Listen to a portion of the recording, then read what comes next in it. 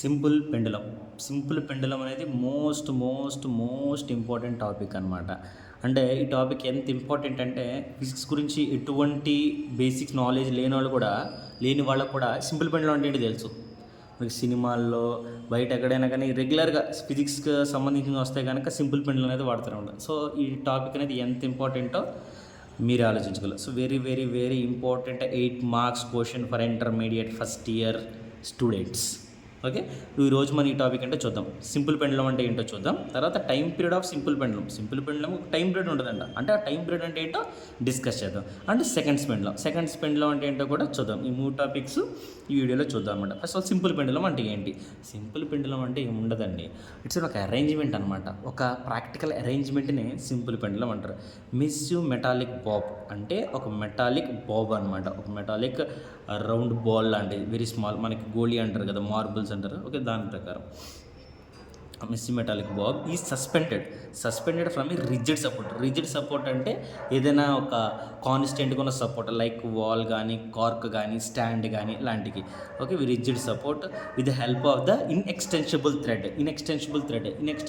అంటే కనుక ఎక్స్టెన్షిబుల్ అంటే ఏంటి? సాగటం. ఇన్ఎక్స్టెన్షిబుల్ అంటే సాగకుండా ఉండే థ్రెడ్ అనమాట.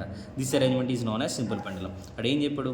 మెటాలిక్ బాబ్ ఈ rigid from suspend from rigid support. ఒక రిజిడ్ సపోర్ట్తో సస్పెండ్ చేసాం. ఏంటి? ఇన్ఎక్స్టెన్షిబుల్ థ్రెడ్ వాడామన్నమాట. అంటే ఒక మెటాలిక్ బాబ్కి ఒక థ్రెడ్ కట్టి ఏదైనా రిజిడ్ సపోర్ట్, ఎటువంటి కదలకుండా ఉండే సపోర్ట్ కనుక మనం వేలాడదీసినట్లయితే దాని అరేంజ్మెంట్నే సింపుల్ పెండులం అంటారని చెప్తున్నారు. సో ఈ డయాగ్రామ్ ఎక్స్ప్లెయిన్ చేస్తూ కొన్ని పాయింట్స్ అనేవి రాసుకున్నాం.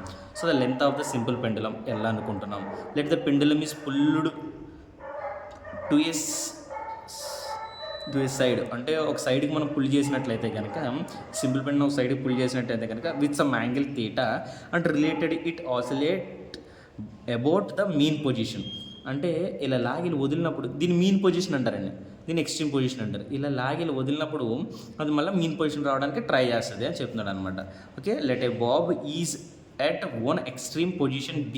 అంటే ఒక ఎక్స్ట్రీమ్ పొజిషన్ B అనే ఎక్స్ట్రీమ్ పొజిషన్లో ఉన్నప్పుడు the weight W is equal to mg of the body acts vertically downwards. ఇలా లాగినప్పుడు ద బాడీ యొక్క వెయిట్ అనేది ఎప్పుడు టువర్డ్స్ వెర్టికల్లీ ఉంటుంది. ఇక్కడ వెర్టికల్లీ ఉంటుంది అండ్ టువర్డ్స్ కూడా వెర్టికల్లీనే ఉంటుంది. By resolving the weight into 2 perpendicular components. ఈ వెయిట్ అనేది 2 పెర్పెండిక్యులర్ కాంపోనెంట్స్గా చెప్తుంది అనమాట. అది ఎట్లా అంటే 1 కాంపోనెంట్ mg sin θ. ఇది మెటాలిక్ బాబ్ ఇలా సైడ్కి పుల్ చేస్తాం కదండి. పుల్ చేసినప్పుడు ఇలా బ్యాక్ లాగే ఫోర్స్ ఉంటుంది. అంటే మనం ఏదైనా ఒక బాడీని లాగినప్పుడు మనం వదిలేస్తే మళ్ళీ వెనక్కి ఎందుకు వస్తుంది అంటే ఇలా లాగుతున్నప్పుడు దాన్ని వెనక్కి లాగే ఫోర్స్ ఏదో ఉంది కదా, దాంట్లో జనరేట్ అవుతుంది కదా, దాన్ని రీస్టోరింగ్ ఫోర్స్ అంటారు. ఇక్కడ mg sin θ దాన్ని రిప్రజెంట్ చేసిద్ది. ఇక్కడ mg cos θ రాసాం. mg cos θ దేన్ని రిప్రజెంట్ చేసిద్ది అంటే ఈ థ్రెడ్కి బాబ్ కట్టాం కదా, బాబ్ కట్టినప్పుడు దానిలో టెన్షన్ పుట్టిద్ది అనమాట. టెన్షన్ జనరేట్ అయితే థ్రెడ్లో. అంటే ఏదైనా ఒక వెయిట్ ఇచ్చినప్పుడు, ఏదైనా ఒక థ్రెడ్కి మనం ఏదైనా వెయిట్ ఇచ్చినప్పుడు థ్రెడ్ కానీ స్ప్రింగ్ కానీ ఆ థ్రెడ్ మొత్తం, ఆ స్ప్రింగ్ మొత్తం ఆ వెయిట్ అనేది బ్యాలెన్స్ చేయాలి. సో దాన్ని టెన్షన్ అంటారు అనమాట.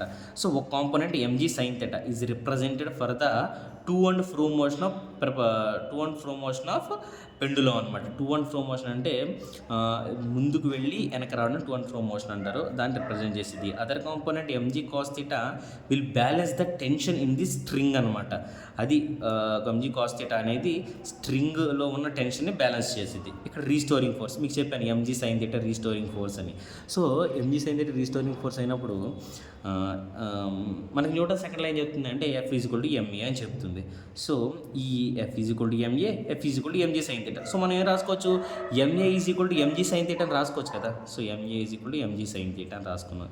Cancel, is equal to -g sin θ. Minus ఎందుకు రాసుకుంటున్నాం అంటే ఇక్కడ రీస్టోరింగ్ ఫోర్స్ అంటే బ్యాక్ వచ్చే ఫోర్స్. ఇక్కడ మైనస్ అనేది దీన్ని ఇండికేట్ చేస్తుంది. అంటే ఎప్పుడైనా కానీ మెనీ ఆఫ్ ద కేసెస్లో ఇక్కడ minus indicates opposite in direction indicate చేసేది. అంతే తప్ప ఇది నెగిటివ్ వాల్యూ అని కాదు, డైరెక్షన్ని మనకి ఇక్కడ ఇండికేట్ చేసిద్ది అనమాట. ఓకేనా? Then when theta is small. ఇప్పుడు సైన్ థీటా కదా, మనకి mg sin θ అనుకుంటాం కదా. సైన్ థీటా అనేది వెరీ స్మాల్ అనుకో, దాన్ని థీటా కింద కన్సిడర్ చేస్తాం. మనకి theta is equal to arc by radius అని ఒకటి ఉందన్నమాట మనకి. అది ఎక్కడి నుంచి వచ్చిందంటే ఇది ఒక సర్కిల్ అనుకుంటే ఇది పార్టికల్ పి అనే పార్టికల్ ఇక్కడ ఉంది, ఇది తీటా. ఇప్పుడు ఈ తీటా వాల్యూ ఎంత? ఈ తీటా వాల్యూ ఎంత అంటే ఇది కొంత ఆర్క్ని ట్రావెల్ చేసింది, ఈ ఆర్క్ బై ఈ రేడియస్ చేసామనుకో మనకి తీటా వాల్యూ వచ్చేస్తుంది అని మన ప్రీవియస్ క్లాసులో ఇది బేసిక్ టాపిక్ అనమాట. మనకి ఎంసెట్ మెయిన్స్ గురించి చదువుకునేటప్పుడు దీని గురించి ఇంకా డీప్ ఎక్స్ప్లెనేషన్ అనేది ఉంటుంది. సో x/l మనకి ఇక్కడ ఆర్క్ అంటే ఏంటంటే ఇదే కదా arc, this is the arc. Arc అంటే x, రేడియస్ అంటే l. ఓకేనా, x/l థీటా సైన్ థీటా ప్లేస్లో. So a is equal to -g, g అంటే -g/l ఇంటూ x అనమాట. ఇది ఈక్వేషన్ 1 అనుకున్నాం. తర్వాత ఫ్రమ్ SHM మన సింపుల్ హార్మోనిక్ మోషన్, ప్రీవియస్గా డిస్కస్ చేస్తాం. సింపుల్ హార్మోనిక్ మోషన్ ఏం చెప్పాడంటే a is equal to -ω² y or x whatever it maybe అని వచ్చింది అనమాట మనం డెరైవ్ చేసుకున్నట్లయితే కనుక. So a is equal to -ω² వచ్చింది, ఇక్కడ మనకి a is equal to -g/l into x వచ్చింది. సో మనకి సిమిలర్గా ఉన్న ఈక్వేషన్స్ కంపేర్ చేసినట్లయితే కనుక ω² ప్లేస్లో g/l అనేది ఉందన్నమాట.